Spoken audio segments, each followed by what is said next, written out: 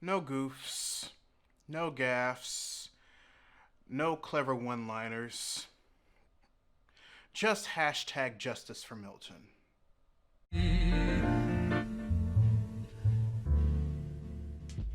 Readers, I sincerely apologize if this video isn't as analytical as my other ones. Usually when a new movie comes out that I show interest in, I have a thought about it that spirals into analogy, allegory, and aptitude. Either that, or my theory brain decides to start working if I'm watching a movie or a television show that's part of a larger franchise that I follow. James Gunn's The Suicide Squad, because of its loose affiliation with the DCEU, and me knowing how character-driven his work can be from the Guardians of the Galaxy movies, had the potential for all of that.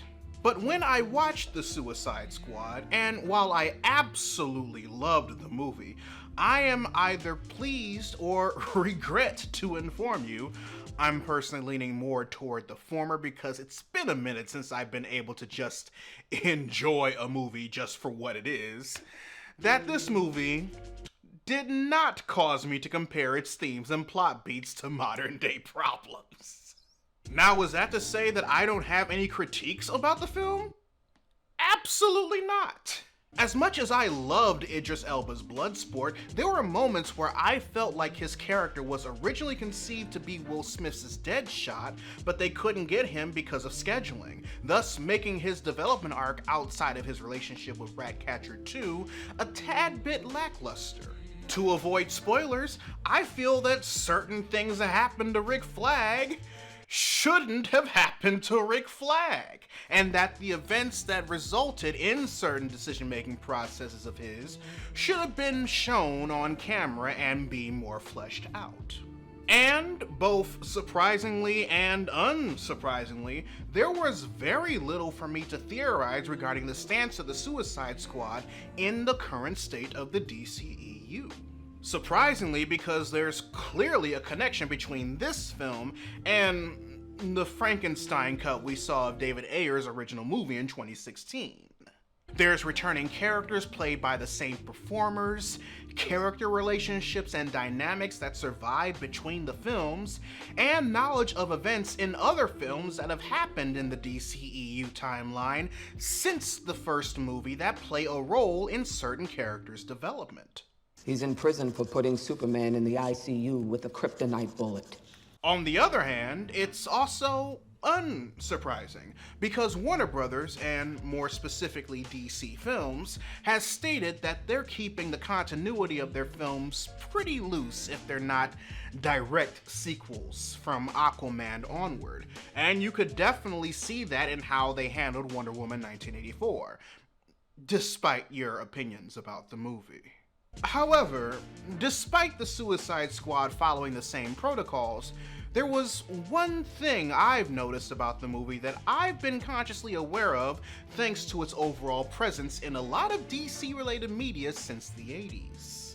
And that's the very location of Task Force X's main objective, Corto Maltese. Now, I'm not gonna lie, readers, I thought there was a hidden meaning or theory that was foreshadowing future events happening in the DCEU because of the fact that this location is so prominent in the history of DC Comics. But as I continue to watch the movie, I realize that there's no other function Corto Maltese serves outside of just being the location that Task Force X has to go to in order to deal with Project Starfish and how its civil war may impact them accomplishing their mission. And I realize that if I thought there was more to Corto Maltese, then it's absolutely possible that other people might think that there's more to Corto Maltese. So, here is a history, and as a result, DC Comics' general purpose of Corto Maltese. So, Corto Maltese is a creation originally concocted by Frank Miller in his famous story, Batman: The Dark Knight Returns, one of two of the only Batman books he wrote that are actually worth reading.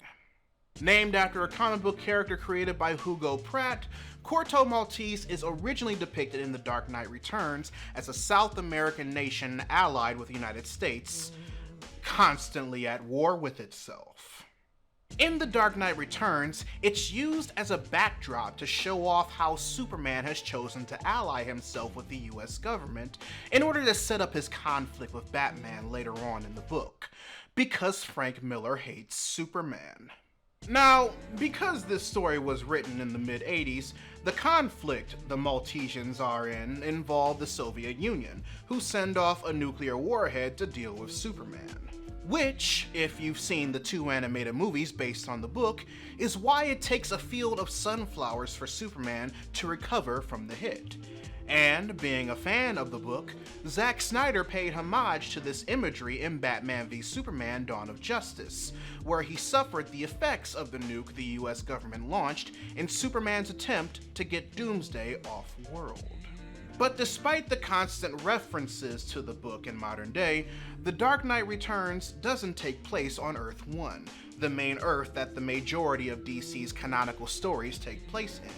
The island of Corto Maltese wasn't made canon in actual Earth 1 DC lore until 1990 with issue 4 of Time Masters, with the next time it was referenced being 4 years later in issue 31 of Batman: Legends of the Dark Knight. But, as all us millennials and those who've seen the Burton films know, we've seen Corto Maltese in a DC production a year sooner than it was made canon in DC's mainline comic stories. Taking elements from The Dark Knight Returns to place in the narrative thanks to its popularity, Tim Burton's Batman in 1989 is how a lot of us know about the significance of Corto Maltese if they never read Frank Miller's book. In the movie, famed photojournalist and avid screamer Vicky Vale took pictures of the revolution that happened on the island nation of Corto Maltese and had them displayed in an issue of Time magazine, only to arrive to Gotham in order to try and gain even more notoriety by being the first to snap pictures of Batman. That's a little bit light after the war in Corto Maltese, isn't it? Ever since then, we've seen Corto Maltese come up in plenty of DC properties, comics and film. It was referenced in a Superman one-shot published in 1994 called Superman Under a Yellow Sun. It was a location in a Smallville webcomic called Justice and Doom. And it was constantly in the Rebirth issues of The Flash, starting with the second half of the Rogues Reloaded arc. It even showed up in the CW-verse, specifically the 3rd episode of Arrow Season 3, when Oliver finds out that his sister isn't in Italy, like he originally assumed, but in Corto Maltese. Corto's an island off of South America. What's up with your family and islands? The thing about it is that every time Corto Maltese is depicted in either film or comics featuring DC characters, the nation is always in the midst of a civil war with its currently elected officials, more than likely so that they won't have to upset actual nations that may either be recuperating from or are currently going through one themselves. However, the Suicide Squad takes advantage of that little to obviously known fact about DC's use of the fictional nation. It pulls in Avengers: Age of Ultron by having the constant conflict of the government and its rebelling forces be the perfect cover for the underlying yet extremely dangerous and terrifying threat that Project Starfish ends up becoming, threatening the lives of everyone that lives there. Basically, it's like I tweeted out the day of the Suicide Squad's release. Corto Maltese is to DC Films as Sokovia is to Marvel Studios.